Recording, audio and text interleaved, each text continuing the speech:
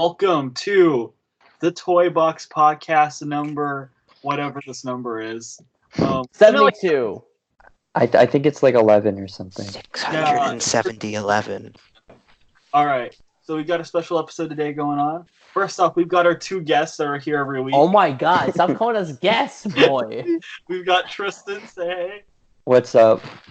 We've got Haydn, say hey, Haydn. Hey, you can't see me because my internet's shit. Yeah. And then we've actually got a guest that's not on here every week. Good. We've got Danny the Movie Man, say hey.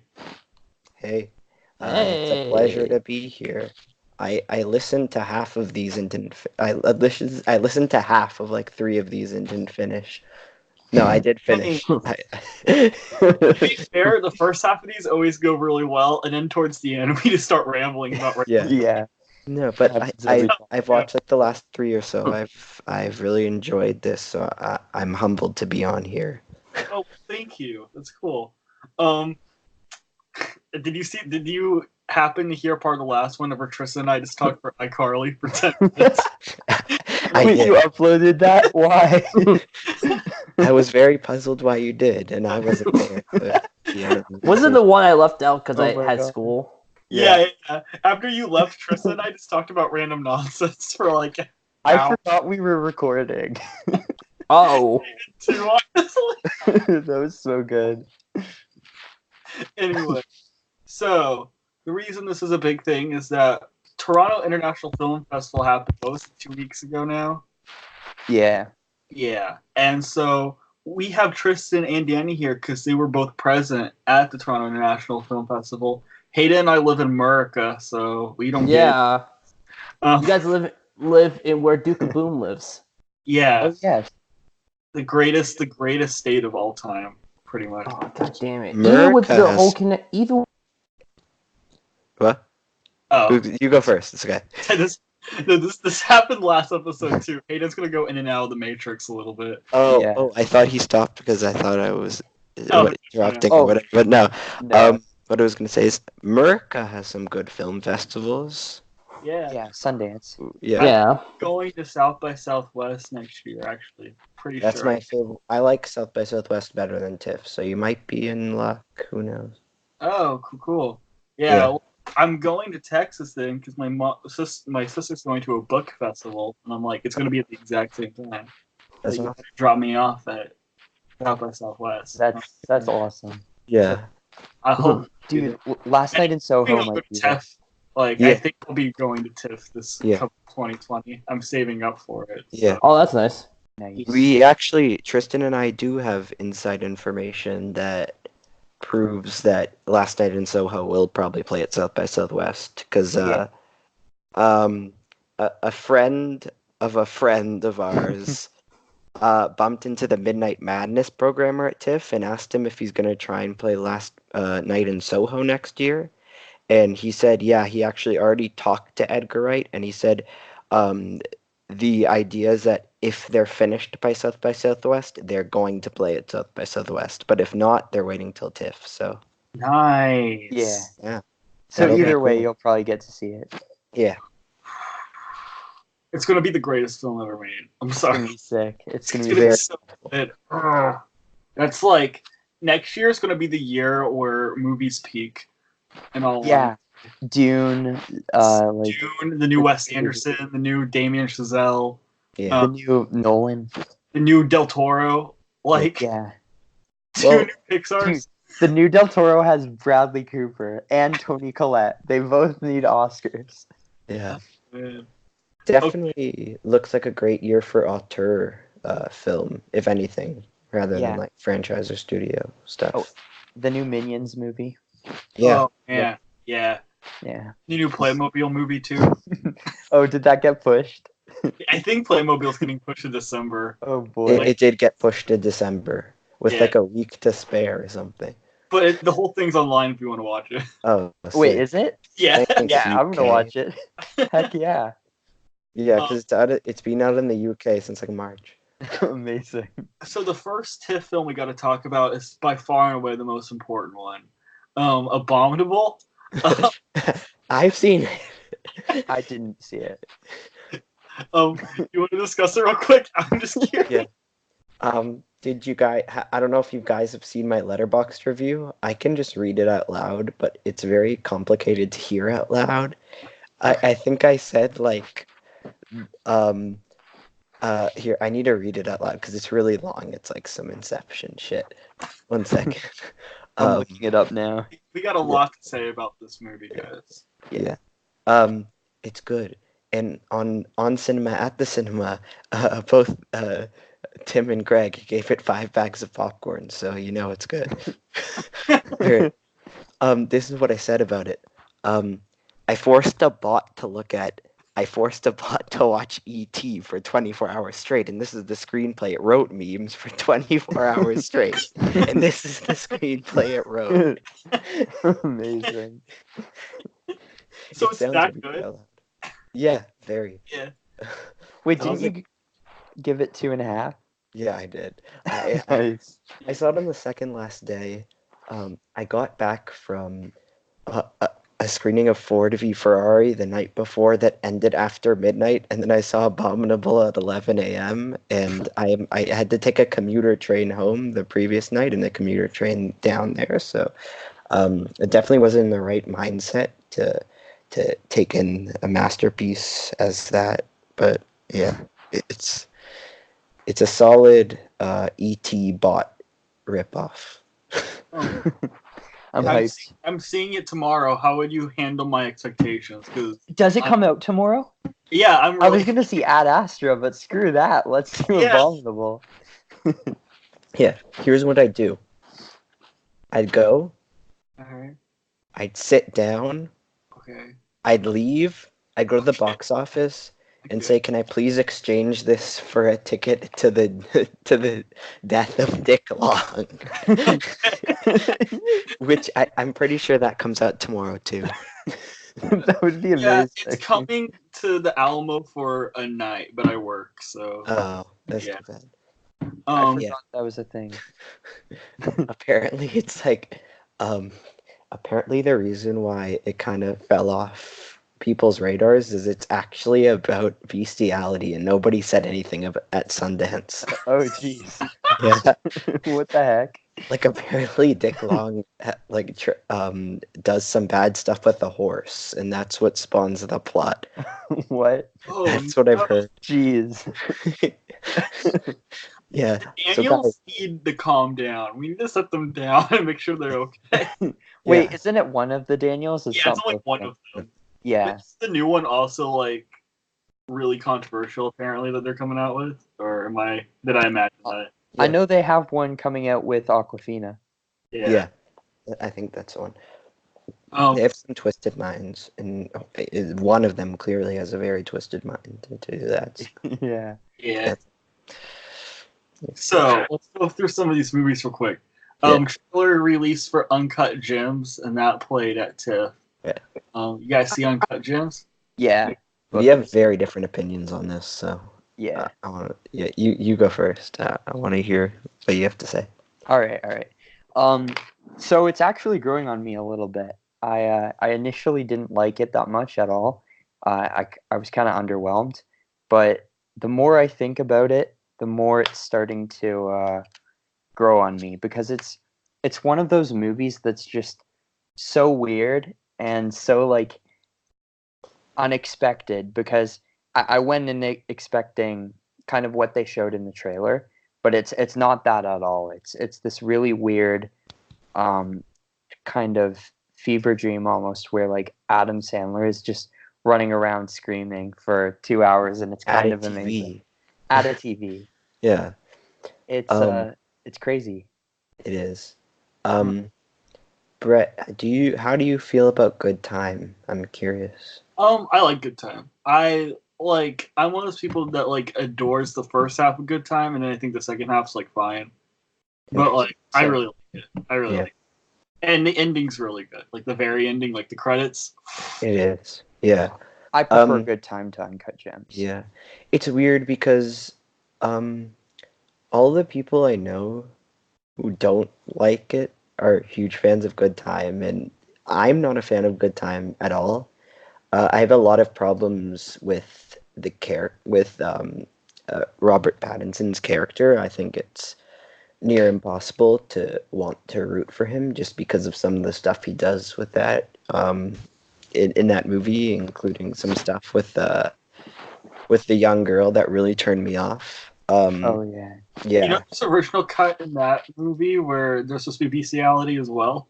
Yeah. Wait, really? Yeah, they Oh, dang. decided to cut it. What the hell, A24? It seems like a trend. I know, right? Hi. Hey. Hello. Back. Yeah, sorry, my internet. So I had to download the new Skype thing. But I think I'm good now. Nice. Alright. We're talking about Uncut Gems. Yeah. Oh, dude, I need to see Uncut Gems. The trailer looks amazing. This is the thing about the trailer though is, I think the trailer's awful. It makes it look like it's The Big Short. It's not. I agree. Yeah. Okay, I'm glad because I saw the Yeah. trailer and I thought it looked like the blandest movie I'd ever seen. in It's my life. nothing like that. What? It I doesn't mean, I show. don't think it's gonna be like that. I mean, the movie's gonna be much more different than the trailer. The Yeah. trailer doesn't show any of the comedic elements. No, And, it like, doesn't. And it's a yeah. very funny movie. It Yeah. didn't even show him yelling at sports. Yeah. Yeah, It's the most show. important component. What the hell? Are you kidding me? Yeah. And I've been working on my impression of Howard Ratner. Yes. Go for it. Yeah. KG's coming to my office in 15 minutes. He doesn't say that in the trailer, does he? No, Anyways, I I don't don't think like Good Time at all. I love Good Time. Yeah. Yeah. And I think when I first got out of Uncut Gems, I gave it a 7. But like, I think it's a masterpiece. This never happens to me where like a movie grows on me so much that I think it's perfect. It's just something that like, to the minute I saw it, I have not stopped thinking about it. Something about it is so haunting with his performance, the way it's put together. Howard Ratner is a very greasy guy, and he's definitely not but he's definitely like much easier to root for of a character. Yeah. Pattinson's in Good Time, and and I don't want to spoil anything, obviously, but they kind of, I feel like Tristan knows about the exact moment that I'm talking about here, but they kind of break the rules about, Yeah. They I do. guess, this type of movie as a whole, and like the type of situations you can put the characters in. I don't really want to say much more than that because, yeah, but Yeah, it's kind of you guys twisty. are going to be. I think it might have one of like the most shocking endings of any movie I've ever seen, like ever. Initially, I hated the ending, but the whole movie is starting to grow on me a lot. Like, the more I think about it, the more I like it. There's still things that, like, I don't like it as much as Good Time, Yeah. because I like the story for Good Time more. But I agree that Howard Ratner, Adam Sandler's character, is a lot better, and I think he gives a really great performance. Yeah. I do think we'll be seeing him come award season a lot. I'm starting to think he could end up popping up. Yeah. Really? Adam Sandler? I don't know. It's a tough, because the thing is, the movie is not like that awards friendly. Yeah. It's not. Even though awards friendly shouldn't even be a thing, but I know what you mean. But like, I can see this being a little divisive. Yeah. Okay. But it's also like pretty accessible in comparison to Good Time. Yeah. Like, I've been recommending this to all my basketball loving friends. So that's Yeah, I was sitting next to Hussein and he loved it because Yeah. they kept saying like basketball references. yeah. KG is coming to his office in 15 minutes. Yeah. Yeah. And like, even I wanted to bring up that like some of the, including a lot of these people in it who aren't really traditional film actors, Yeah. blend into it really seamlessly. Like Idina Menzel, who I don't know if she's done anything. She that- hasn't. I saw an Yeah. interview with her about it. Yeah, so yeah, this is her first non-musical project, and she's pretty freaking great in it. Oh, Yeah, really? she's really good. And That's- Kevin Garnett is great. I watched an interview where he said he's never gonna act again, but he didn't explain why. And The Weeknd is doesn't really have any speaking time, but he's okay. He's cool. The scene with the Weeknd, I was crying of laughter. I was like, why is the Weeknd in this movie? This movie sounds like a fever dream. What It's the heck? crazy. It's like somebody who I was explaining this to my cousin because he likes basketball, and I was like explaining how all these cameos come in, and he was like, "Oh, it's like Entourage," and it clicked with me. It's so much like it's like an inaccessible psychedelic Entourage. Yeah, it kind of is. Yeah. Speaking of controversial, can we go into Joker real quick? Because it's gonna be a big talk. Because that's coming out next week, and everyone is gonna have their opinions on it. This is already the single most annoying film discourse I've ever seen in my life. Absolutely. Yeah, like 100%. So bad. I thought The Last Jedi was bad. Yeah. This is gonna be worse because it's already worse. Yeah. I mean, but let's just take that out of the way and talk about the movie real quick. Speaking of the discourse, though, before we get off of that, the whole critics flexing they have a thesaurus thing makes so much sense to me after I've seen the movie. Yeah. I don't know about you, Tristan. I don't know if I've talked to you about this, but walking out of it, I felt dumbfounded. Like, I felt like the movie was so much smarter than me, and I didn't have the words to justify like how intense it is. That's why I haven't written my review. Sorry. I keep writing a review and then I keep deleting it because I have no idea what to say. When I was writing my review, I got really tempted a couple times to open up this thesaurus, but no, I didn't. Did you guys see the sock puppet theater I made for the Joker review? I made fun of I heard your pitch. I made fun of the thesaurus guy. Yeah. That was literally the only thing I did in that. Yeah. I'm gonna watch it. I should check it out. It's like a minute long. It's only like a little thing to like promote the next one that's gonna have sock mance. Yes. You know? I'm like Stock Mance, right? Yeah. Yeah, I'm hyped. You met him in the bathroom for bad education. I did. Oh yeah, I never talked about this on the podcast. Yeah, I did. He ended up liking Bad Education more. Yeah, he watched it twice. Yeah. The first time he was watching the movie and he kept thinking, "Oh my gosh, I met Movie Reviews 100 in the bathroom." And the sexiest man I've ever seen in the bathroom. Yeah, he couldn't concentrate, so he had to buy another ticket. Tristan, you're making him spend money. I know. I feel bad. No. With the industry pass, you get unlimited ticket pulls for sold out movies. So True. that's something. Did he go to the P&I? He probably did. No, he went. The premiere was the first time he saw it. Oh, okay, but he probably went to the press and industry screening the following morning, so we got him for free. Probably. So That is weird. I can't really think of a movie I'd ever want to see twice during a festival. I am when the Lightbox does their Martin Scorsese retrospective in December. I'm planning to see The Last Waltz both times they show it, so that's cool. I saw Beale Street twice at the festival last year. Oh, you did. I remember that. Yeah, that's cool. I've seen. Joker. Oh, sorry. What were you saying? I've seen no movies at the festival twice. Yeah. There's cool festivals near you. Like, are you far from St. Louis? Probably 3 hours. It's worth it to drive 3 hours though, because listen to this.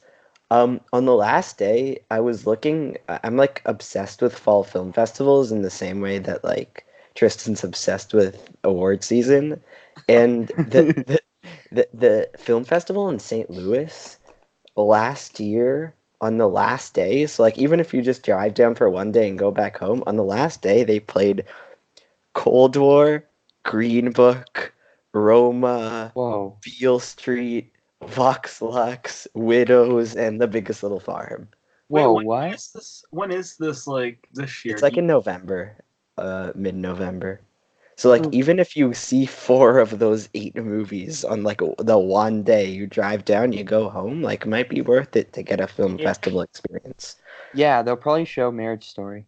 Oh, Since it's in they November. definitely will, because if they Yeah. showed Roma, they definitely will, and they'll probably show the Two Popes too. Oh, true. Yeah, watch the Two Popes. We Yeah. have to talk about that afterwards.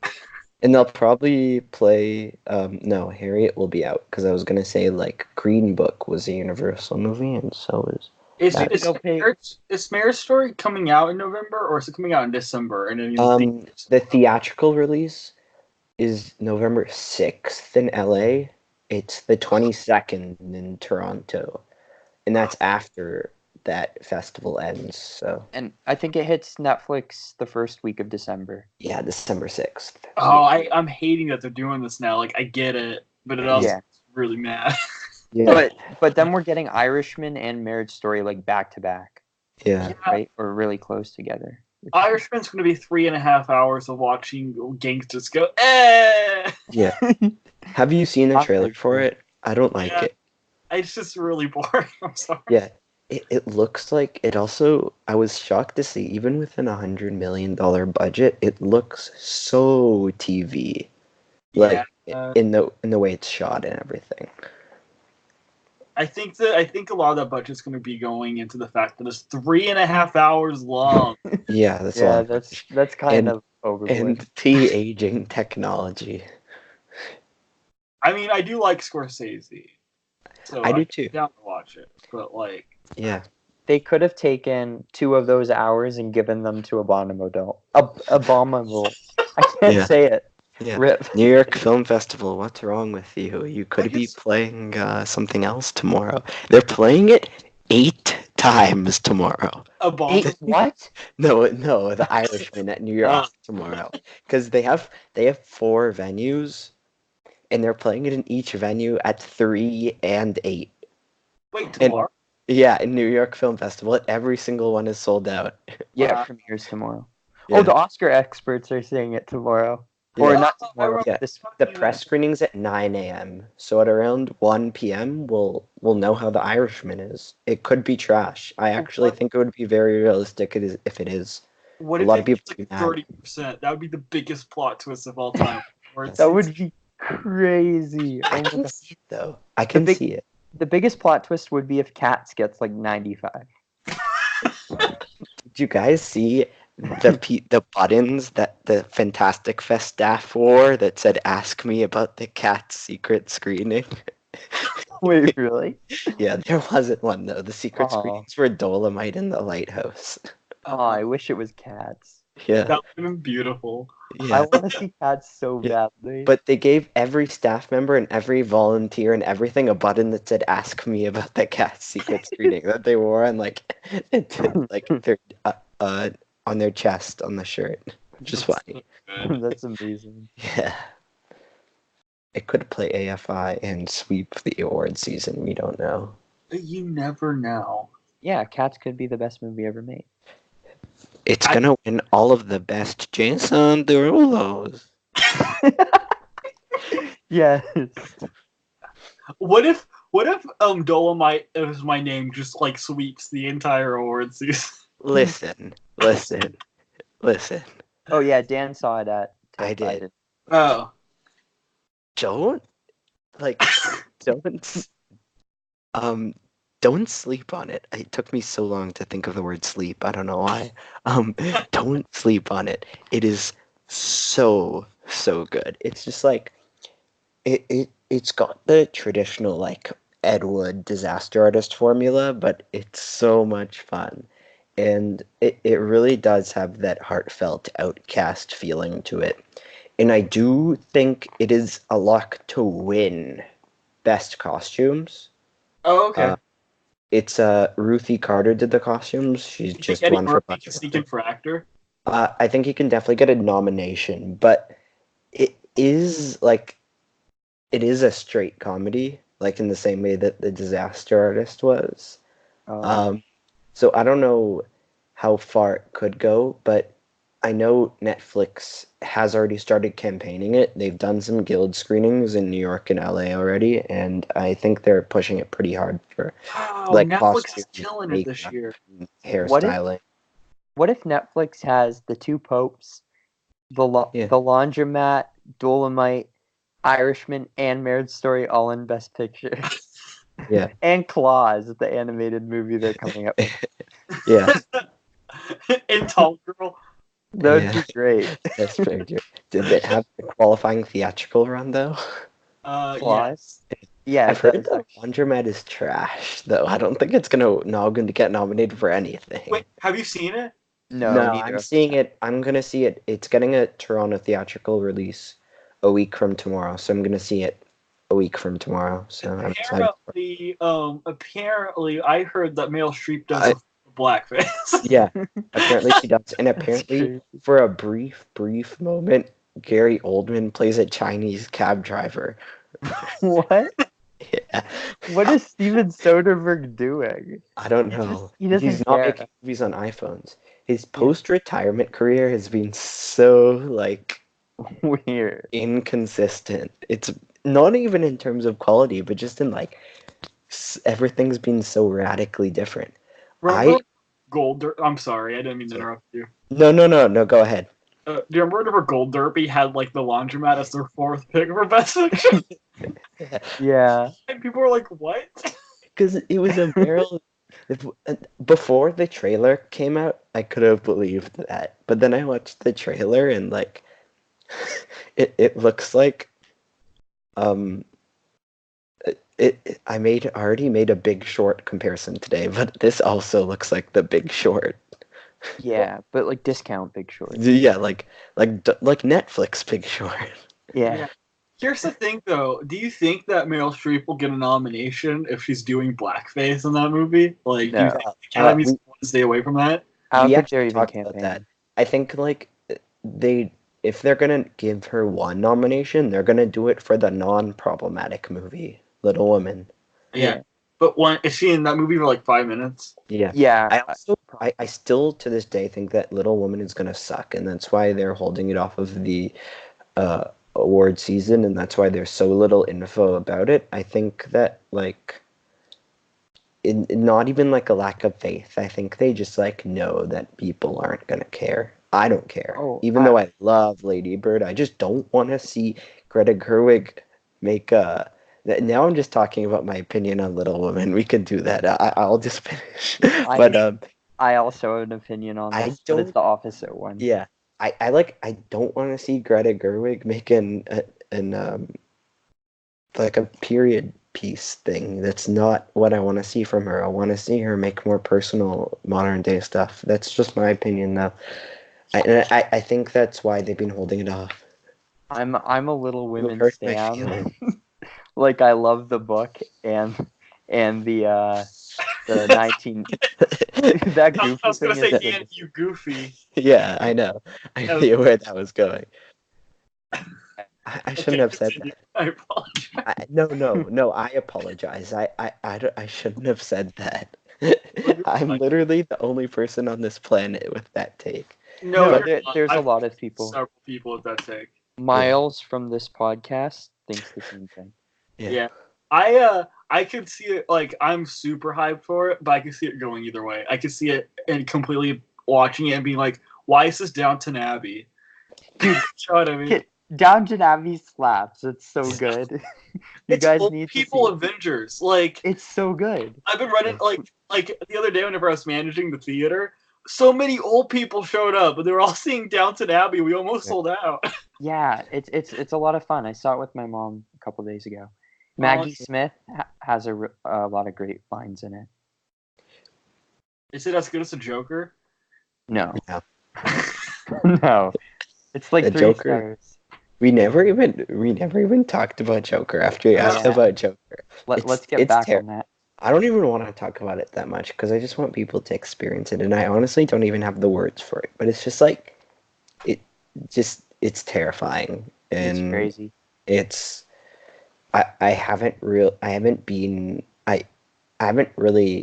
I'm not really huge on the comic book movie genre as a whole. I haven't really liked one since the first Guardians of the Galaxy. It's been a while since like a major comic book franchise movie has really jumped out at me.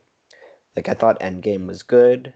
There's a couple that I thought that were good between, but Guardians of the Galaxy's last one that like I really had like an emotional connection to. Did you like And Logan? Yeah, Logan too. I forgot about Okay. Logan. I also love Logan, but I think that not just for comic book movies, but I think Joker like deeply disturbed me in a way that very few movies have ever disturbed me before, because it's just a commentary on modern day gun violence, and it's pretty terrifying to think about, and it really, it's something that I didn't sleep that night. I actually didn't. It scared me more than any other horror movie I've seen.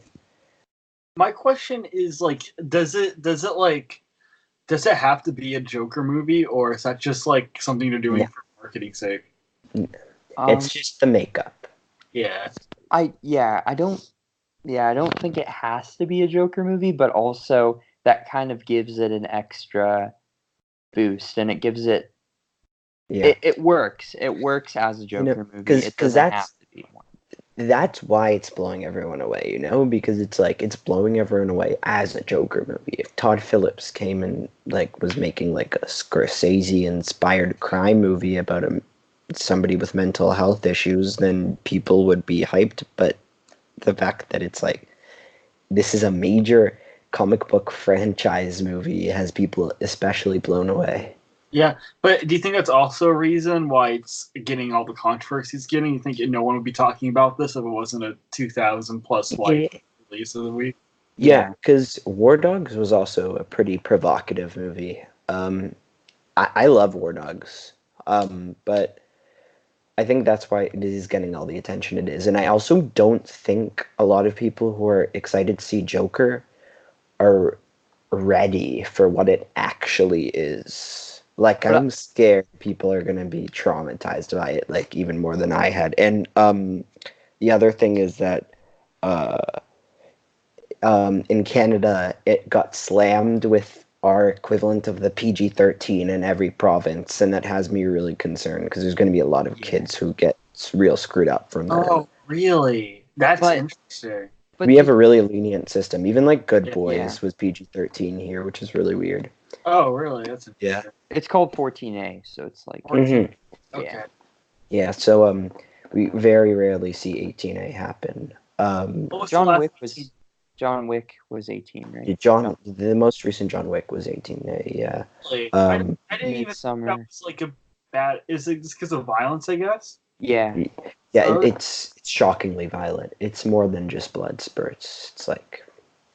Maybe I'm also desensitized because I've watched a lot of really violent movies. Yeah. Like I like the cult horror genre, so it didn't really think about it. But. Yeah.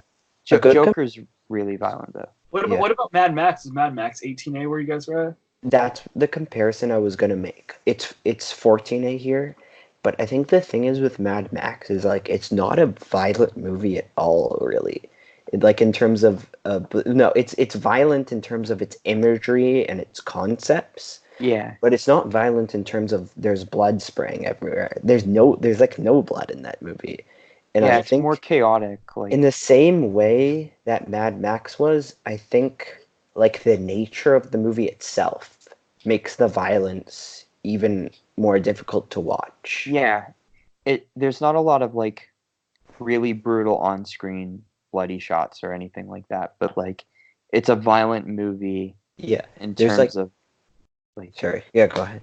Some of the scenes, like even though they don't show that much, that when they do show it, it's pretty brutal. I know that Common Sense Media gave it like 18 plus whenever it came out. Joker? Oh, Mad Max. Mad Max. Oh, yeah. No, we're talking. Oh yeah. Yeah. Let's see. I don't know. I don't know. Because I remember watching it and being like, this could have been PG-13. I don't think. Why is Mad Max 18 plus and Beach Bum on Common Sense Media 17 plus? Yeah, isn't Midsummer 16? I think. What? Wait, no, seriously? 17. Midsummer 17. No. And they give it 4 stars. Wow. Nah, Midsummer should be like fucking 43. Like yeah. That movie's allowed to watch Midsummer.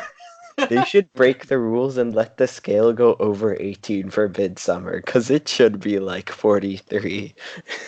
Midsummer's easily The weird thing about Midsummer is that it's not even like incredibly R-rated up until like the last like 15 minutes.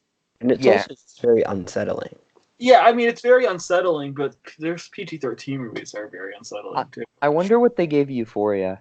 I'm gonna check that. If they gave it 16, I'm boycotting I this think one. they gave Deadpool 16, right?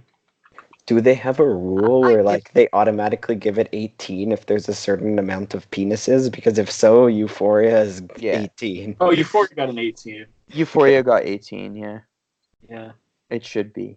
That's No, But it's, Yeah. I watched part of the first episode and I thought it was really dumb. Yeah, I kind of dislike it. I'm going on to episode 4 tonight. It's very Why are you going on to episode 4? Go on to episode 4 of On Cinema at the Cinema. True. it's probably a better time. Yeah. Like, Euphoria is very edgy for the sake of being edgy. It doesn't have a lot of depth, Yeah. at least in my opinion. Rasta, can you guys talk about like my most anticipated movie of all time? Oh No, yeah. let's talk about some JoJo's Rabbit going on here. Oh Uh, okay. I don't I don't want to disappoint you, so I'll opt out for now. Oh no! I loved it. I thought it was great. And I think it's probably going to be your favorite movie of the year, Brett. Really? Yeah. Yeah. No, I can It's- see that happening. It's like right up your alley. It's it's very much like Life is Beautiful for this generation. I don't know. Wait. It's much edgier. True. Yeah, it But is in much terms of edgier. just like an emotional like family story that's like overcoming adversity during the Holocaust, then Yeah. I The guess. thing is with Jojo Rabbit is it took me about like 20-30 minutes to get really into it. Cuz I actually don't think the humor is the strongest part, and that's what they're selling it on. I actually think it's a good comedy. It's an amazing drama. And Yeah. I think the actual story and the dramatic elements really carry the movie, and especially like towards the third act, it Yeah. actually has a lot of really emotional and sad moments, and I think a lot of people are going to be really surprised. It's much more of a like an awards contender kind of movie than I thought it would be. It goes like much deeper into like the tragedy of the Holocaust than I expected. Like they go into some detail that I didn't expect from a movie like this, so that's cool. And like I agree that humor isn't really its strong suit. I think in certain actors it's the strong suit. Like the friend, I think is every Yeah, single he's line that the so friend has is hilarious. Just because his delivery is so good. He's like, I love all the comparisons. Everybody calling him a young Nick Frost because it's like so like on the nose. Yeah. It's so Even in good. the trailer, he's like, "It's really hard to be a Nazi." Like at the very, it's so good. Yeah, He's great. yeah. I didn't love the movie. I thought it was good. You're out. Yeah. So we'll leave it at that. No, you're fine. You can continue Yeah. to talk about it. Like I don't really have much of an opinion on it. It's also like I also had a terrible like end of we saw it on the last day, so I had like my end of festival cold, so I wasn't in the greatest mood. It kind of cheered me up, but I just didn't think it went like I just didn't find it deep enough, and I found Thomasin Mackenzie's character arc really weird and like Oh, her character, because the whole thing to her character is that she's trying to scare the kid, and she's like running around with a knife, and like I don't know if I was able to relate to her very much, to be honest. she was the reason why I love the movie so much. Yeah. Like I'm rooting for her to win supporting actress. Oh, really? Interesting. Yeah. You know that she's in Last Night of Soho. Yeah. Wait, really? Yeah. Oh yeah, I'm She's hyped. also in True History of the Kelly Gang. Wait, really? I'm gonna watch that. Did you guys know that she's turning 20? I Yeah. thought she was like a kid. She she does look very young. Yeah. I guess they make her look younger in this movie. Yeah. But yeah, I thought she was good. Did you like the main kid? Like sort of mixed. Next question. Yeah. He was fine. Yeah. I don't think it was a standout at all.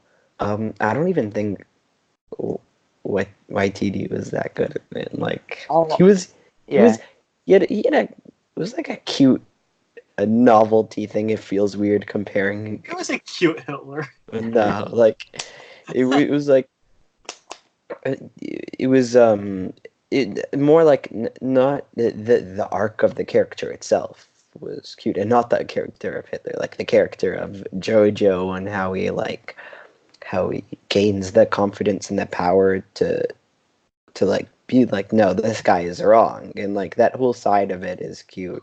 I think that is what I meant. But in terms of like the performance of his, it's just a novelty. Like it's funny for the first 15 minutes, but I stopped laughing after a while. He doesn't have as big of a part in the movie as I No, he would. pops in like every 20 minutes and has a little pep talk or whatever and then leaves. And I'm glad, because I think it would have taken away from the movie if he was in it too much. Yeah. Because Yeah. we don't want it to be that Hitler movie. Yeah, so I don't think this movie's as controversial as people think it might end up. Yeah. But I don't know. Yeah. Like we can talk about I know it was Tristan's favorite film at the festival.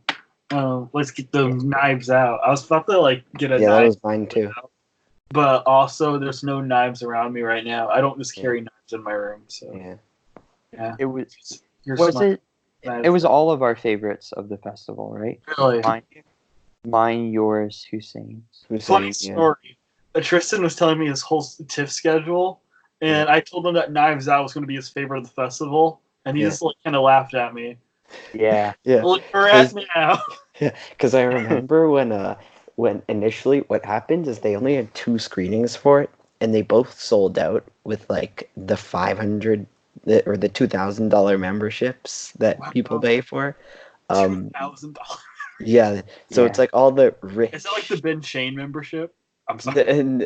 No, he has a student like it's hard to. He had a student badge. Oh, okay. Yeah, that's how he got into a lot of the stuff.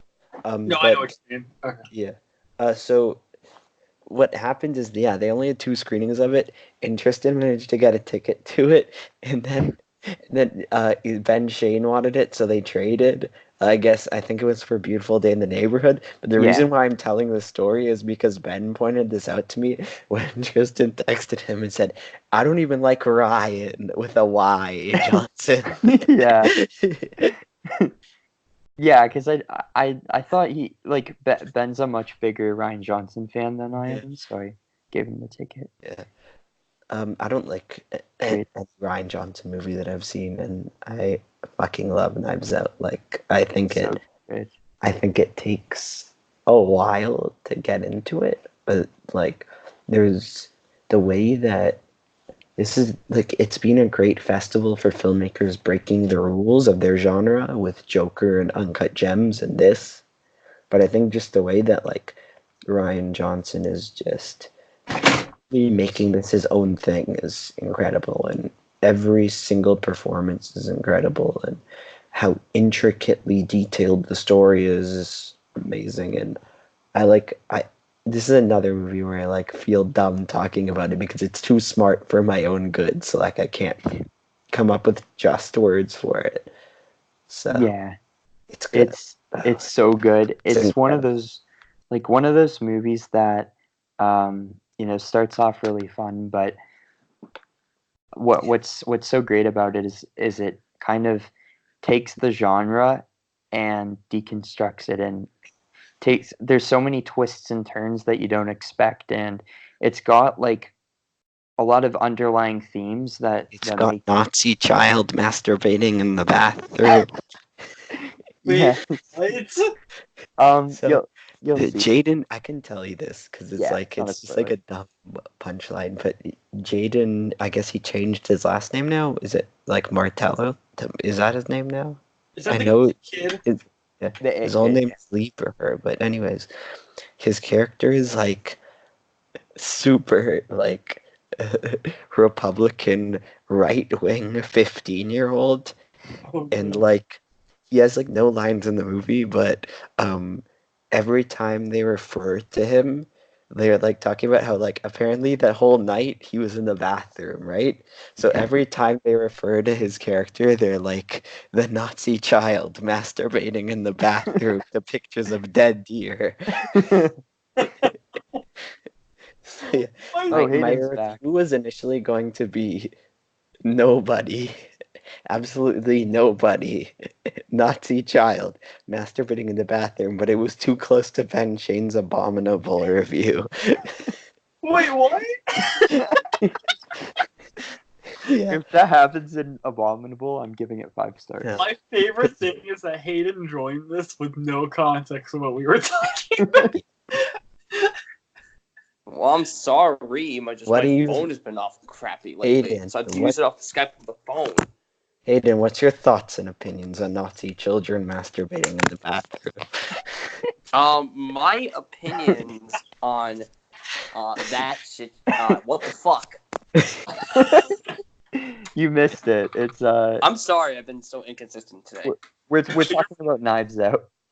And Knives Out. I'm like pumped for. Yeah. Jaden Martell's character, Knives Out, is multiple times referred to the Nazi child masturbating in the bathroom. It's not a spoiler. Don't worry. It's not a spoiler. That's like, that's all we need for this review. Yeah. Next Yeah. movie. Next, That's the only. Okay, Marriage Story I might end up bumping up, but that's the only movie at the fest I gave 10 out of 10. well, then we might just talk about Marriage Story real quick then. Oh yeah. Unless you guys want to talk more about Knives Out. I mean, that's all we. I mean, it's perfect. It's such a fun movie, and it's smart too, and it's got amazing performances, and it's one of those movies that I think everyone's going to love. So Yeah. yeah, It's I'm happy to see it. definitely like a future cult classic. It's gonna be one of those movies that gets like quote along screenings all across the world. Oh, so it's an Alamo Drafthouse movie? Oh, totally. Yeah. There's 2 TIFF movies that, like right out the gate, I felt were like cult classics in how quotable they were, and like the movies that in 20 years people are going to be running around quoting them.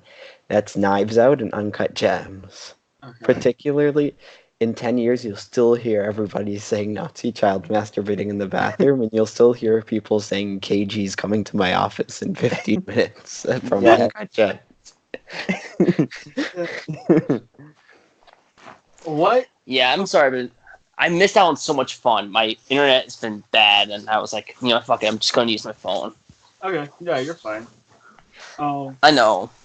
So, my question. This is a complete curiosity. But I'm pumped.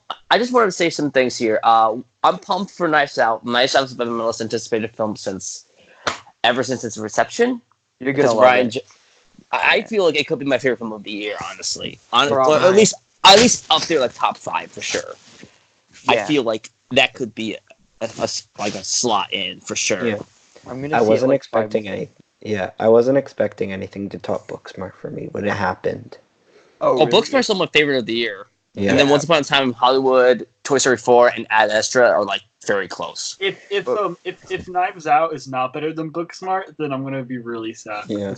Smart's not. Knives Out disappoint me, like It 2, which It 2 is still my most disappointing film of this entire year, really. Yeah. Then I will be mad. The first Okay, bit. I have this curiosity question. Is Knives Out rated R?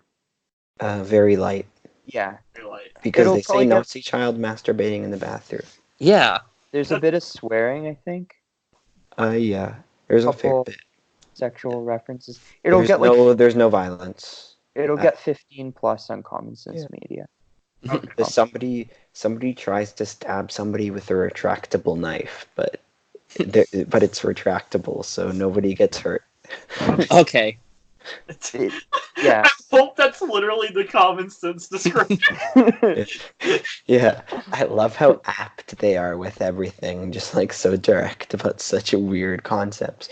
It's like they're gonna. I'm calling it right now. They're gonna put in the language, a character refers to another as a Nazi masturbating in the back. I hope so. That would be so funny. That's what this podcast is going to be called. Oh no. I don't know.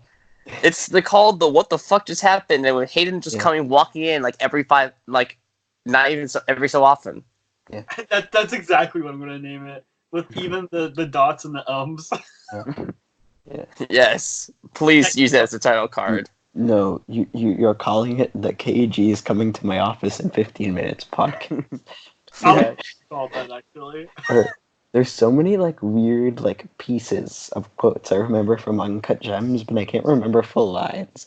Like I remember there's something about the Ethiopian Jewish miners and I don't know, a lot of yelling about basketball. Okay. Yeah. Let's talk about Marriage Story real quick. Okay. Marriage Story, I'm pumped. Yeah, same. Yeah. Yeah. It's like exactly what you've heard about it. It's beautiful, and it's beautiful. It's so beautiful that I don't really have much words for it. Like that was How the much will one I movie cry? I avoided reviewing at TIFF just because it's so hard to piece my opinion on it. Because it's just like it's real life. That's the best way to put it. It's one of those movies that's so brutally authentic that I think a lot of people who have like been through this situation are gonna like really be really emotionally affected by it. Yeah. But How much will I cry during it? Pardon? How much will I cry? cry during I didn't. It's not like Manchester by the Sea where it's downright like Depressing throughout all out. yeah. It's not like Yeah. like the most depressing thing ever. Yeah. It's got humor throughout. It's like real life. It's got depressing moments. It's got funny moments. It's it's a sad movie overall, Yeah. but I don't think it's. Yeah. But it's very How funny many too. expressions are in it? It got like some of the best like laughter out of any audience I had at TIFF. So, and also Ben Shane was like crying through the entirety of it. So it seems like it's like a very, it seems like it's like a personal thing, I guess. How emotional you'll get during it. But Yeah. in the last 15 minutes, I've never been like that. There's a moment that's one of the funniest moments in any movie I've ever seen, and then one of the most upsetting moments in any movie I've ever seen, all in the last 15 minutes, and that's saying a lot. So I think I know what you're talking about. yeah, There's there's a scene in the last 15 minutes of Marriage Story that's like the hardest you'll laugh all year. yeah. You know what I'm talking about? It's another retractable knife scene. Yes. There's Oh two my- iconic retractable knife Yeah. scenes at TIFF this year. That seems amazing. Yeah. But Movies are saved. I think the best scene of the year, well, at least that I've seen so far, is in Marriage Story. It's that fight scene. Yeah, where he ends up on the floor. Yeah, I think like the acting in that like is some of the best acting I've ever seen. Yeah. Yeah, this is in the wise words of Greg Turkington from On Cinema at the Cinema, this is the type of movie that Oscar loves to reward. Yeah, and I mean, it That's deserves an awful way to put that. Yeah, exactly. That's why that's the joke of it, because that show is scripted to sound like it's stupid, right? So the whole thing with that show is that Greg Turkington thinks that Oscar's a person. So he always says, this is the type of movie that Oscar loves to reward. It's so good. And this is the movie that Oscar will shine it will shine his power on. Okay, I'm hyped. Can we talk about Waves real quick? Yeah. Yeah. Oh yeah. Waves is crazy. So unique. Very different from anything that Schultz has done, and he's made 3 movies that are like radically different from each other.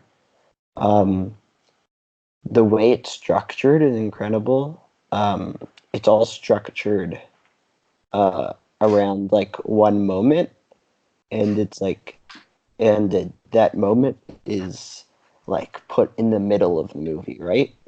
And then the first half is one character's perspective, and the second half is another character's perspective This could after be that placed moment down the happens, which is very interesting.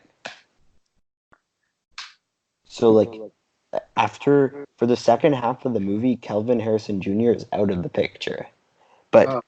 which I was kind of surprised by, but yeah, because then it focuses on the sister. So, I feel like it's definitely not a spoiler. It's something that I was told going in, and I was also told that I should know going in because it makes things a lot Yeah. easier now. Because the first half's about the brother, and the second half's about the sister. So I'm glad I it's knew very unique and in its structure, and it's hard to talk about why it's so emotional without spoiling it. So we'll leave that to the side. Just know it is very emotional. So Yeah, is it kind of like Placed Beyond the Pines in that way? You know how I like, haven't seen that, but I've heard. What was the thing with that again? Yeah. I forget. So Place Beyond the Pines, it's in 3 segments, right? Not 2. I don't know. I never finished Placed Beyond the Pines, so I don't know. Yeah, it's a little different, but it's similar idea. Similar idea for sure. Especially from the first segment to the third segment, how those two connect. It's a similar idea. Cool. But I realized just like recently, I was reading the description for Euphoria, and then I read the description for Waves, and it's the same plot description. It's called A24, the movie. Yeah, Waves is I was literally gonna say Euphoria. Waves and Loose are the same movie. Oh, true. Yeah. It's about a parent that puts a lot of pressure on a high school senior that's very popular, that's played by Calvin Harrison Jr., who's also the star wrestling student, and is involved with a tragic incident that changes the way all his family and friends think about him. Wow.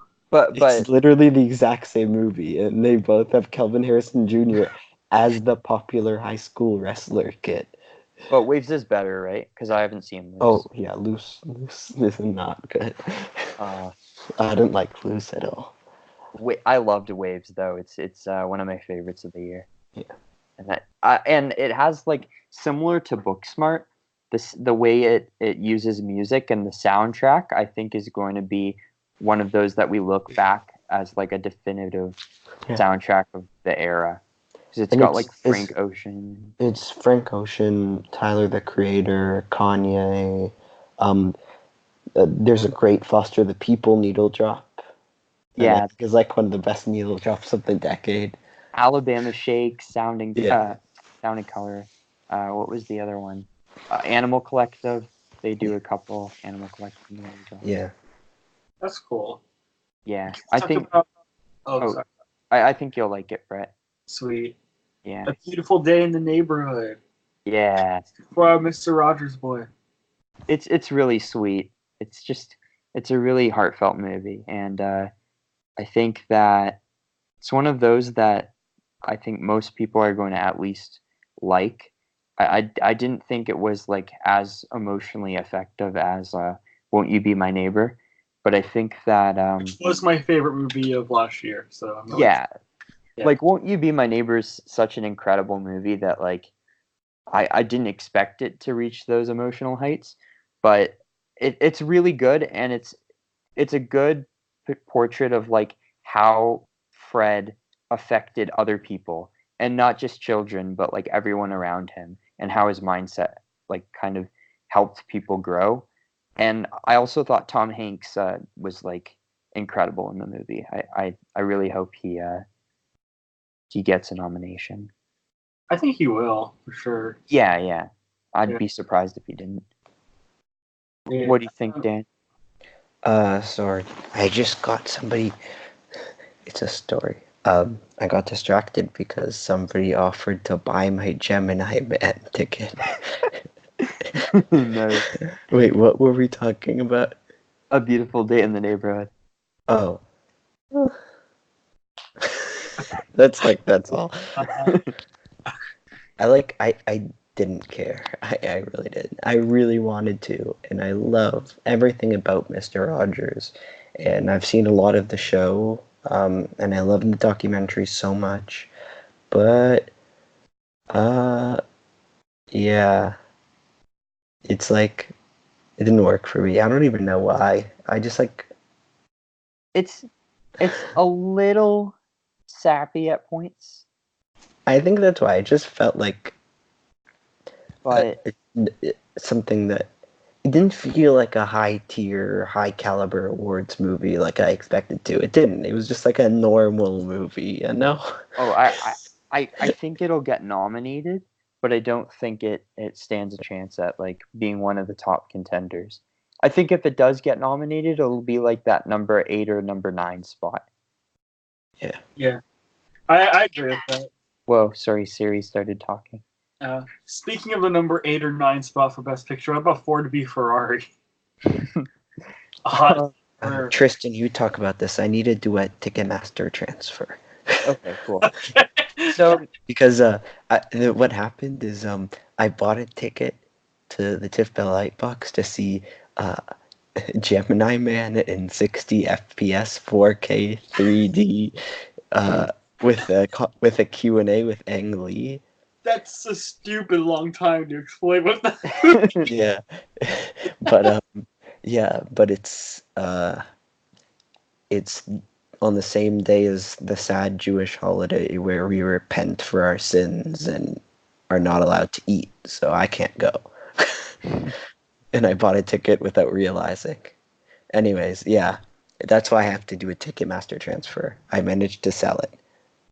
Nice. Well, can I you wish not eat during Gemini Man? No, I'm sorry.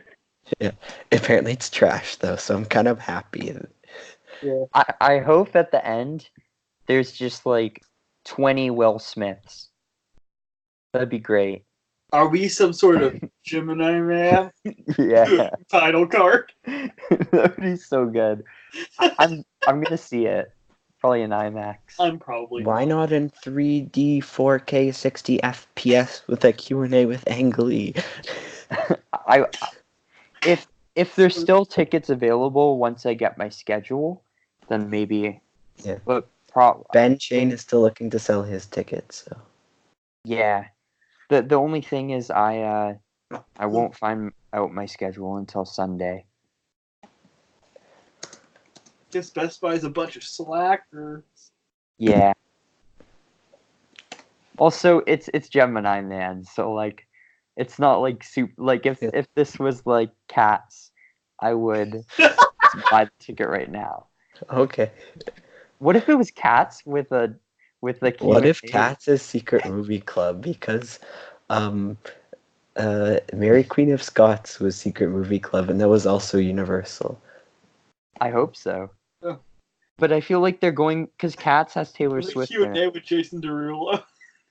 What if it's a Q&A with Ang Lee? He's not even a part of For it. Cats. That would be so great. What if every single TIFF we had a Q&A with people? like they're having a retrospective series of like All About Eve or something in an English shows. Yeah. They did a random thing like that with Viggo Mortensen, where Viggo Mortensen did a Q&A for Joan of Arc, and then he did a Q&A for Crash, and he didn't make or was involved in either of those movies. Why did they play Crash? Yeah, I don't know. What was it? But apparently he came out full on. Josh went to the Joan of Arc one, and he just came out. He said he just came out full out like, "Oh my God, thank you guys for coming. I love movies so much. I love Joan of Arc so much. It's my favorite movie. Thank you for coming to watch it with us." And I'm going to talk about it after. And then he came out after the movie and just for like 45 minutes just talked about why he loves Joan of Arc. Amazing. Did he say, "Why are you breaking my balls" at the end? No. No, but it was just because he was filming something random in Toronto and then decided I'm going to show a ton of movies at TIFF. And then he also went, do you remember when he went to 3 Q&As at the Varsity, 3 days in a row for Oh, Green yeah. Book? That was crazy. So yeah. I loved watching interviews that people had, like, for Academy conversations, and it's Viggo Mortensen, like, yeah, I'm a white guy, and I like fried chicken, and you breaking my balls, and they're just all sitting there watching it. It's so funny. Like the reaction, like, there's this one, and Timothy Chalamet's just giving him this eye. He's just like, so good. So good. Vigo is like a great actor, though. Yeah. He's so good. He was amazing in Lord of the Rings. Yeah. And, like, Captain Fantastic. Yeah, and like This Green Book was a mistake. I don't know how that happened, but like, I thought he was great. I still really like Green Book. I still don't understand why it's problematic. Honestly, I think it's just like I don't think it's problematic. I just think it's stupid. yeah. But that's why I like it. Yeah. It's No, just like this like high budgeted Hallmark movie that won Best Picture somehow. Yeah. I was just so confused. I'm surprised it won Best Picture. I remember vividly when Ben Shane said that Motherless Brooklyn was gonna be this year's Green Book. Oh yeah. Not even close. What if Motherless Brooklyn like comes out, and then all of a sudden the whole boomer crowd is just like, oh my gosh, this is the movie. Don't touch it, Bailey. You guys see Franco? I love it. I'm in a group chat that's called Frankly, Frankity, Franco. I love that. I got threads in my heads. Man. It's so. Have you seen it yet? No, neither of us saw it. No, but there's 3 iconic quotes in the trailer, and I'm Yeah. gonna be quoting them for the rest of my life. Frankity, Franco. I just saw that trailer. They played it before Network.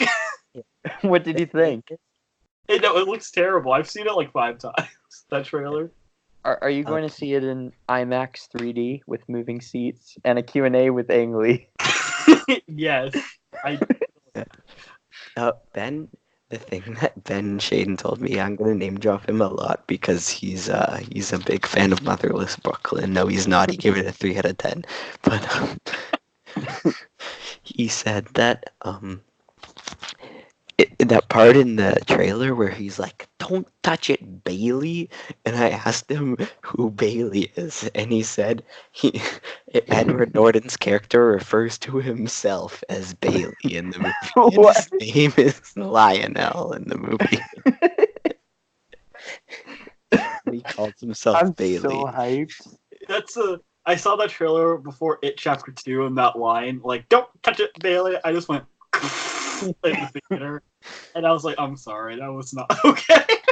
Motherless Brooklyn. It's you're okay because you're.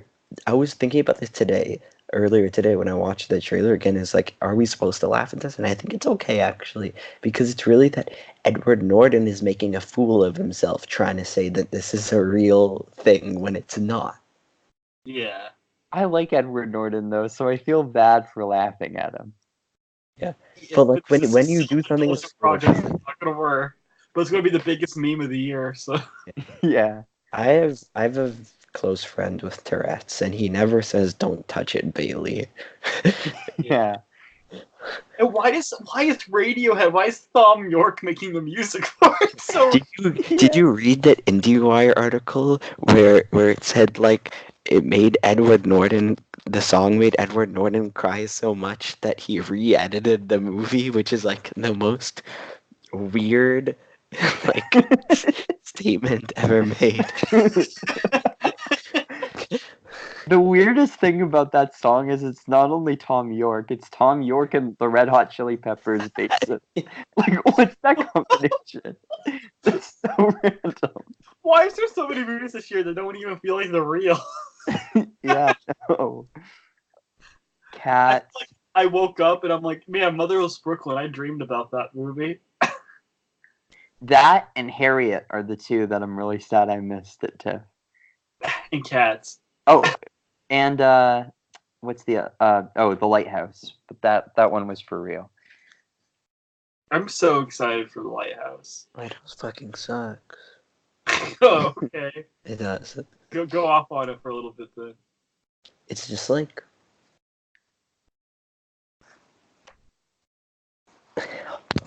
what?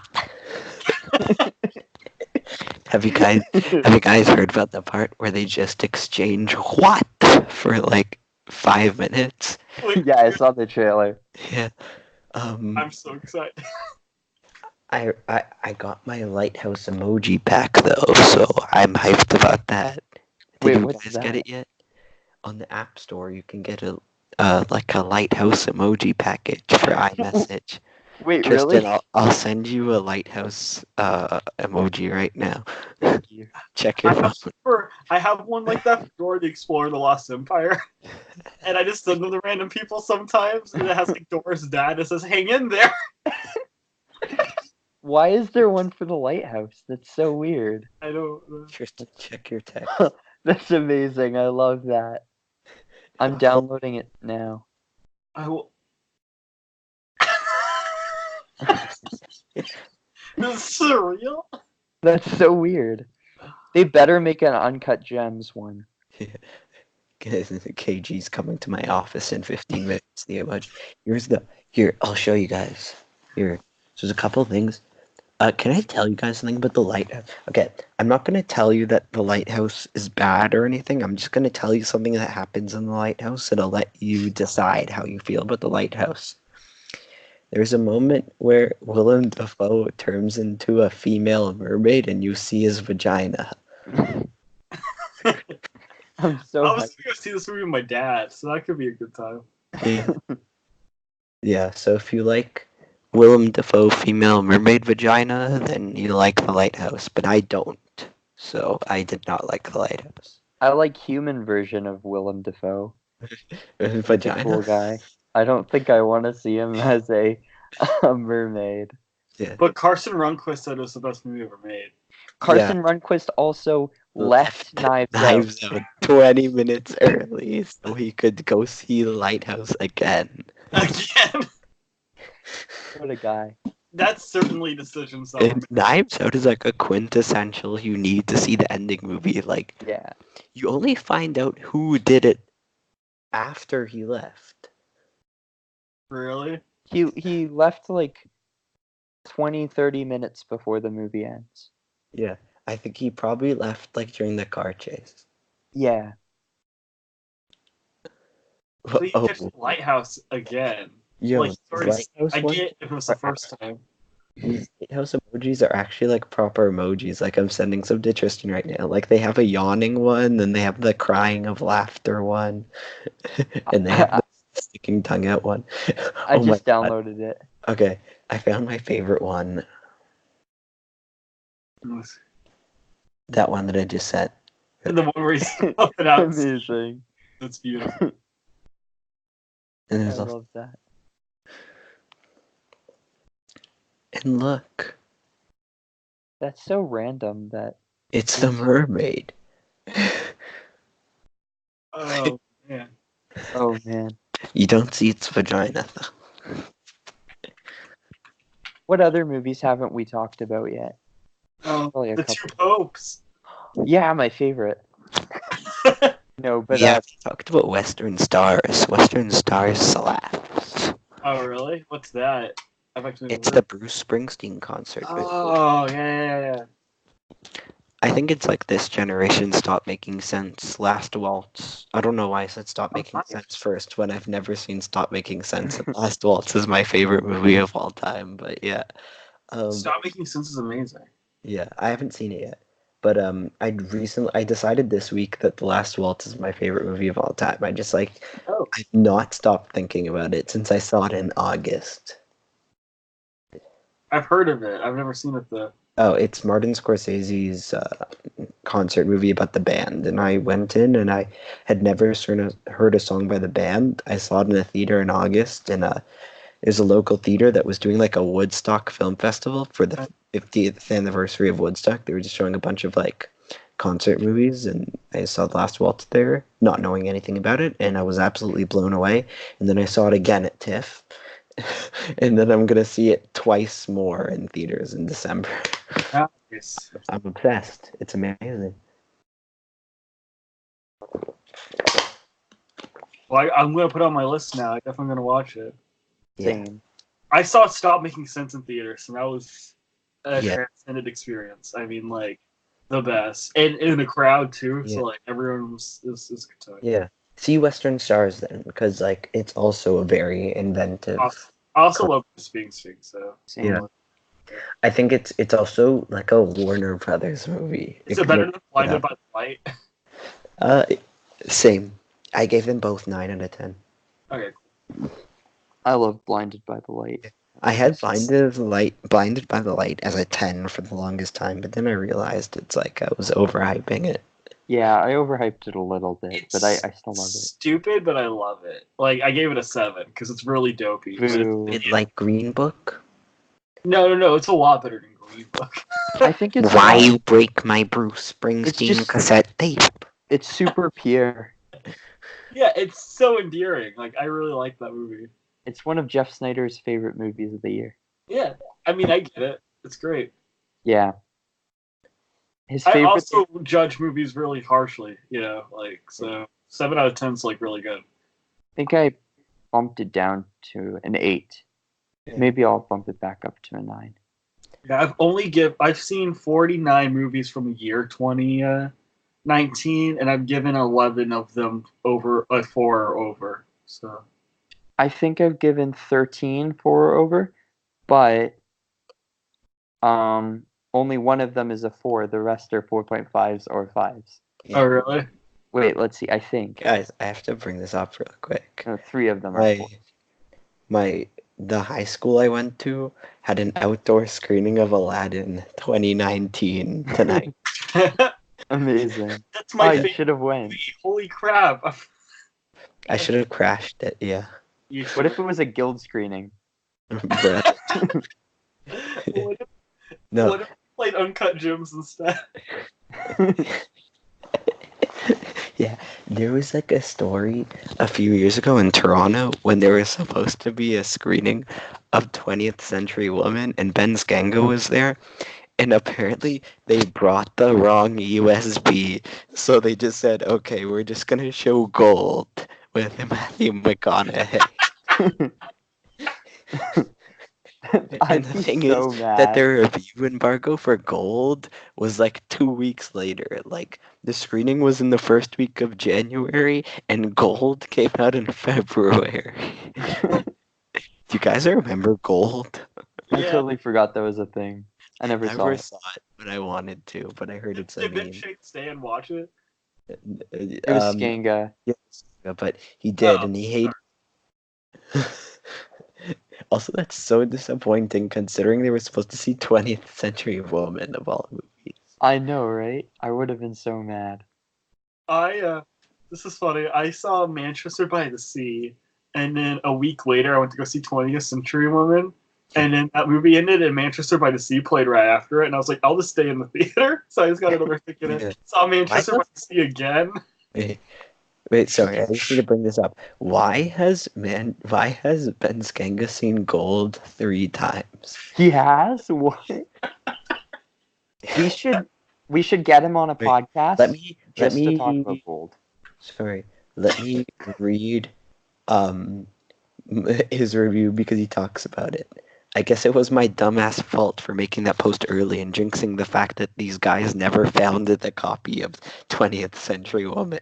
I guess it was my dumbass fault for staying when 75% of the audience left and the sneak-ins came in.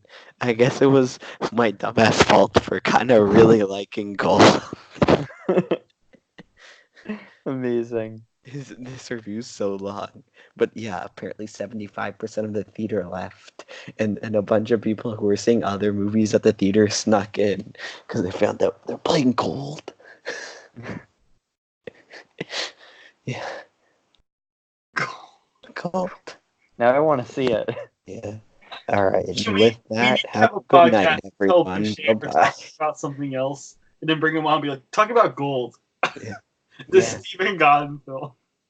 Yeah. Wait, is that the name of it? Why did you look that up? You definitely Yeah, looked I looked that that up. up for it. I know that on the top Of course, Stephen Goggin directed of Gold. Stephen Godin. The Only guy. only a Philistine wouldn't know that Stephen Goggin directed Gold. Oh my god. Trying to think of a. Oh yeah, the two popes. The Gold cast is so insane. Matthew McConaughey, Bryce Dallas Howard, Edgar Ramirez, Craig T. Nelson, Corey Stoll, Toby Kebbell, Macon Blair, Bill Camp. It's so stacked. So, Two what about popes. in 25 years, Gold is like the #1 top-rated movie on IMDb, and people are laughing at us for making fun of it. I hope Can we so. call the letterbox spam? Like, you remember when there was Yeah. Fate of the Furious letterbox spam with you beat me like Cherokee drum? Should we all review Gold and say KG's coming to my office in 15 minutes Yes, let's do I'm it. done. and give it 10? I'm doing it right now. That was maybe the best thing that ever happened. Was the Cherokee drum one? Did you guys hear? Yeah. Someone made like a film profile to a film that was like lost. You know how there's like a bunch of movies before the 1920s that were lost and burned and stuff. Yeah. Like there's one that was well known of. So like someone made a letterbox profile for it. And people start reviewing it like, this is the transcendent masterpiece of our time. I love it so much and stuff. So like it had like a 4.6 average. Wait, for what? I forget what it was called. It's like called like Wild City or something like that. I forget, but it's a movie that was never released. So everyone started giving it like a 10 out of 10 and saying it's the best movie ever made, and like it changed my life. Like I found religion and stuff. Like Amazing. like I had written this really, really long like essay about it. Like that was a complete joke.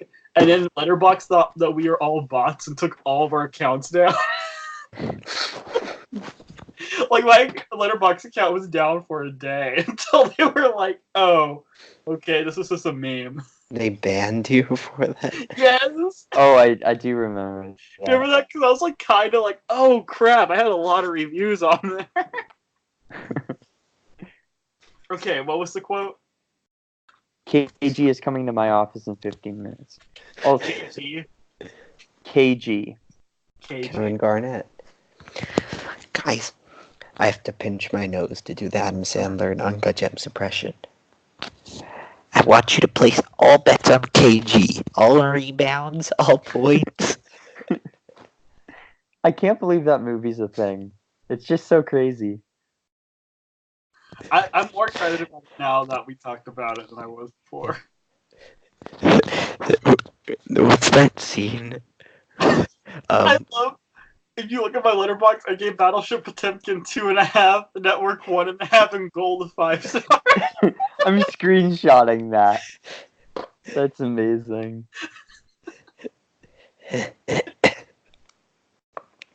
Yeah. You should just log the two popes and give it 5 stars.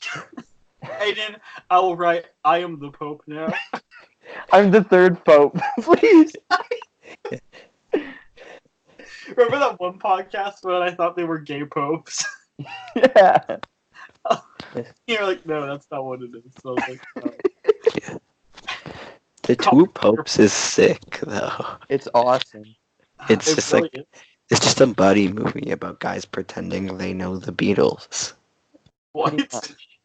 I'm down. It's in the trailer too, but the scene in the movie is much funnier, where it's just like gives you such a good feel for what the movie is, where they're like talking and Anthony Hopkins is like, "Oh, you know the Beatles, right?" And then Jonathan Pryce is like, yeah, Yellow Submarine.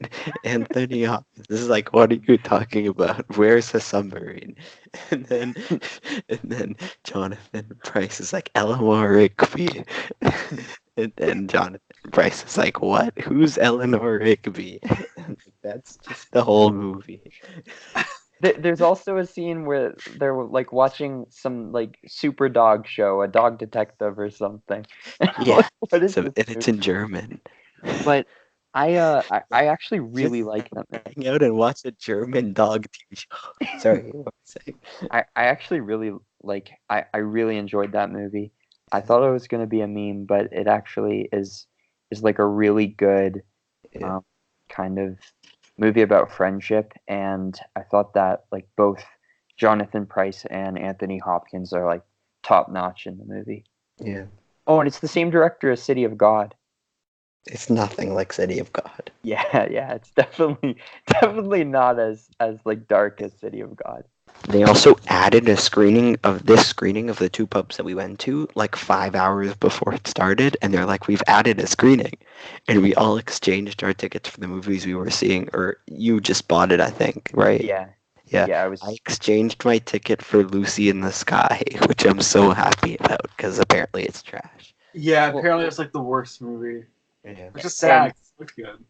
And people are predicting Two Popes for Best Picture, so Yeah, did you see how many people are saying that I get I don't think that's gonna happen. Yeah. By the way, I don't know if you guys saw, but I just updated my Twitter cover photo. Yeah, I saw A it. few hours ago, and it's Adam Sandler in Uncut Gems with the Furby. Yes. I guess this movie. It's so random. Yeah. My favorite part of the movie is when Adam Sandler is holding a Furby and he says, "I started this shit." Yeah, that was so great. Okay. I started this shit.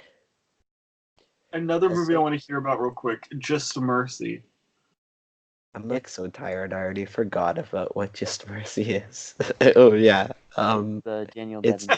it's very good, but I also have like no energy left in me. I have a driving test in 10 hours. It's okay. I started this shit. It's more important. No, actually, no. I don't have it in 10 hours. I have to wake up in 10 hours. No, I have to leave for the test in 10 hours. I'm good. Okay, cool. Yeah. I like Just Mercy a lot. I think it's definitely by the numbers. And it's one of those movies that like while I was watching it, I thought it was a lot better than when I looked back on it. Yeah. But it's just got a great story. It's not like a great movie, but it tells a great story and one that's really important. And I thought like I'm really into like courtroom dramas and stuff, and there's a lot of really good courtroom scenes in the movie. So I liked it a lot actually. I thought it was really good. But I definitely I had it for like nominate like I had it in my best picture predictions, and I don't think it's going to be nominated anymore. No, it seems like a wanting to be Best Picture movie. It's not going to be Best Picture. Yeah, but it's not bad. It's really good. It's just not great in my opinion, but I like it a lot. You liked it, right, Dan? Oh, I really liked it. Yeah, I gave it an 8. I went to the world premiere of it, and there was like, the standing ovation for it was so weird because the people like just stood up and they kept clapping and they just were clapping like the whole time, and like it was 10 minutes, and then I was really close, so I was able to read Jamie Foxx's lips, and he leaned over to Brie Larson and he said, "Why the fuck are they still all standing?"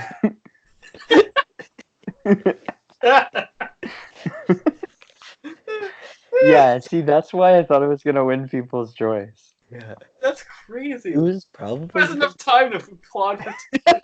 Yeah, it was 10 minutes. Jack was there too. He could vouch for it. But Yeah. and like they just like kept clapping, and then Brie Larson just sat down, and then the whole cast sat down. And everybody was sat down. Like people were just gonna like keep clapping. Well, it's just really inspiring. It's one of the it's one of those movies where you just feel really good afterwards, and you just want to stand up and clap. Maybe not for 10 minutes though. How much standing ovation was there for Mr. America? I didn't see that at TIFF. I got a screener of it. It probably would have got a standing ovation. It's gonna get a standing ovation at every screening because everybody who goes to see it, considering it's a one night only thing, are like all gonna be diehards of on cinema at the cinema. Yeah, like it's playing in Toronto one night only. It's on a different night though. It's on the 18th instead of the 9th. I might go again just to see it in a crowd of fans of the show. I kind of want to see it. I kind of want to in the theater. Guys, you guys have to watch all of On Cinema. Like you can finish season 1 in less than half an hour because each episode's 5 minutes. I think I'm gonna do that.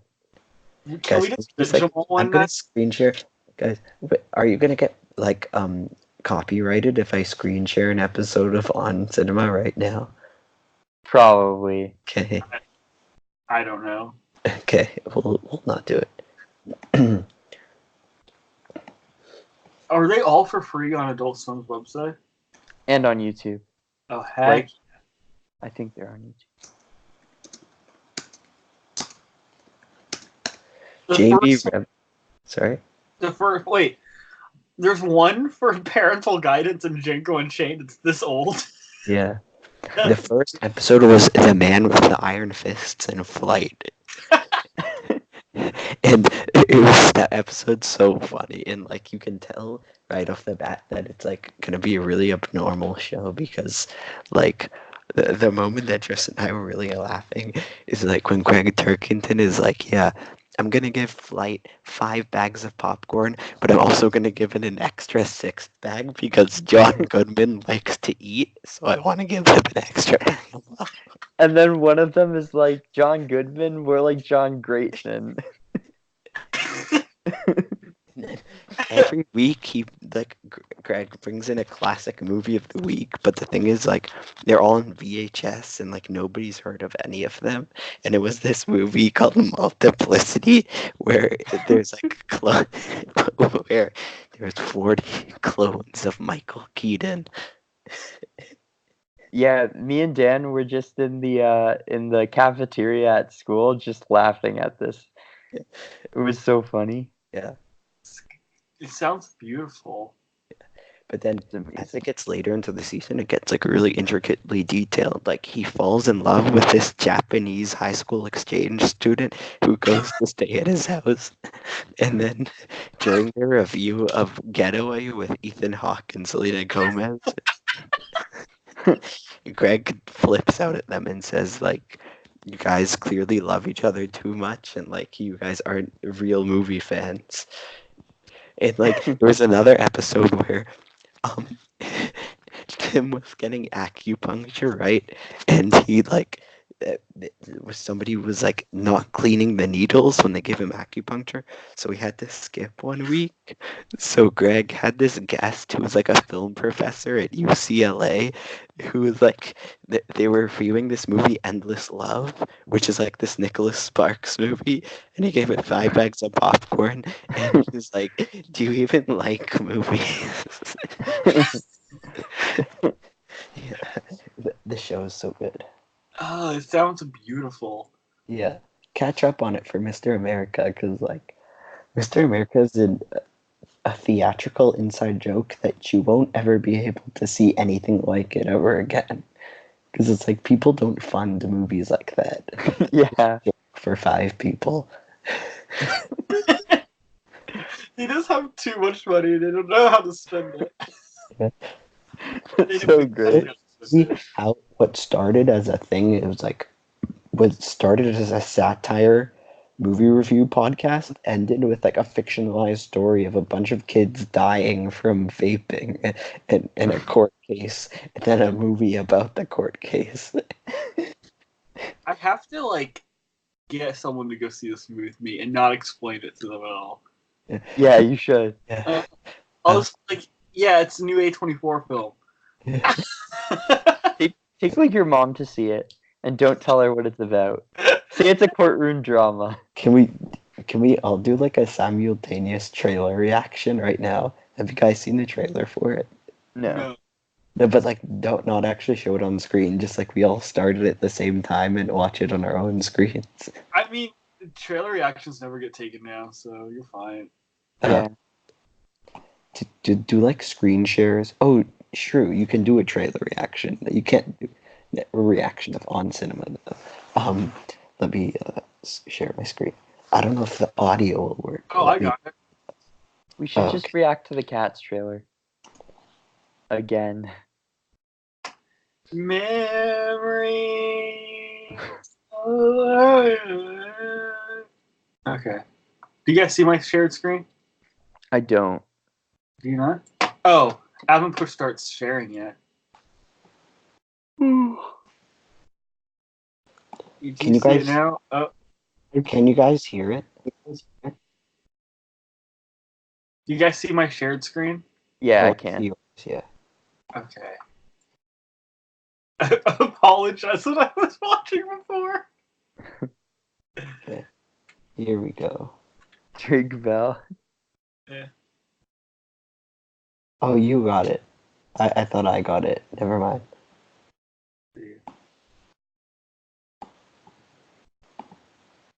Oh, I never started sharing. It's being a little slow. I apologize. No worries.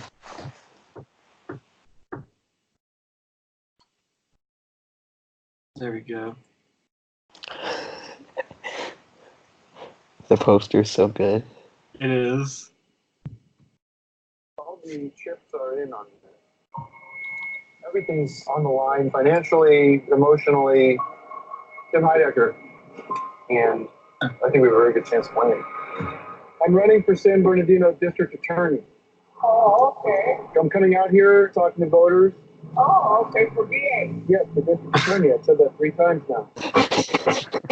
Outside and shake things up because has got to be so corrupt.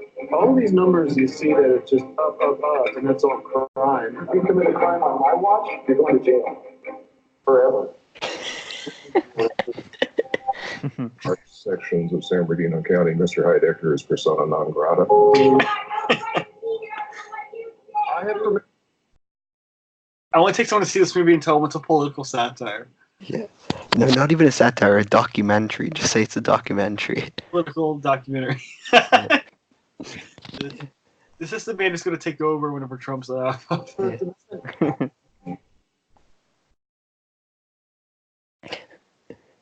Sick frame. As a Here, let me pause real quick so it catches up. It's handling too much art. Like, my computer's processing too much emotion right now. murderer who got away with it. Try put it like 480p. Okay.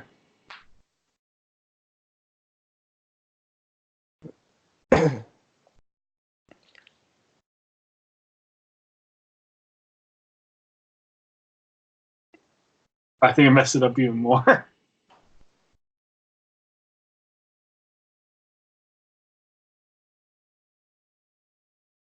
As far as the DA, Okay. No. said,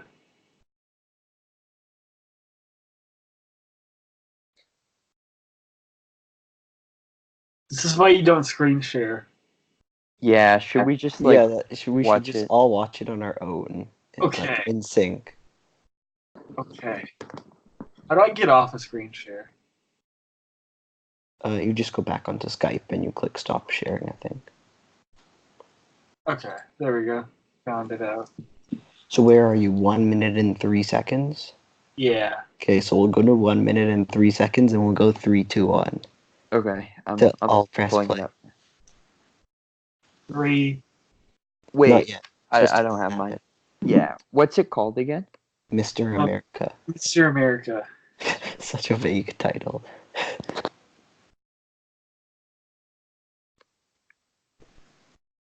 And 1 minute and 10 seconds.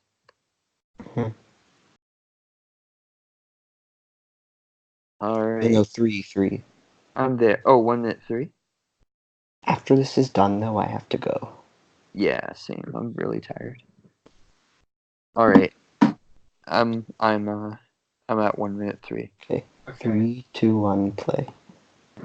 Zach has turned out to be a total rat, and I don't know how you find these people, if you elect them or not, but maybe he'll have some competition next time. Hey, Rossetti! Oh, Vincent Rossetti, District Attorney of San Bernardino, is trying to kill me. It's attempted murder. That's the lawyer in the trial that tried to. I am District Attorney Vincent Rossetti. What's happening with the GoPro? It's GoFundMe. I got it set up. Most of the time, GoFundMe is for people who are like sick or poor or starving. I really shouldn't technically be doing this, but he's running for district attorney, which is not going to really happen because he's not a lawyer. Hey, Greg, say out of my movie. Now that can we put this in your window? He has to answer for his clients. Feel real. it's not going to cut it. Knowing that it's only a few steps away. If I'm not on the ballot, how am I supposed to compete? Oh yeah, and Greg Turkington just carries around popcorn with him everywhere in the movie. Such a dumb joke. And with that, thank you guys so much for being a part of Toyboxd podcast number 17. Go see Mr. America in theaters on October 9th. I love how we talked about that more than the TIFF movies. Yeah. It's just a promotion. As Man, Tim Heidecker says on his new promo for his new Tim and Eric tour that comes out this February, go to ticketmaster.log and design your tickets today. And with that, see you guys later. Adios. See ya.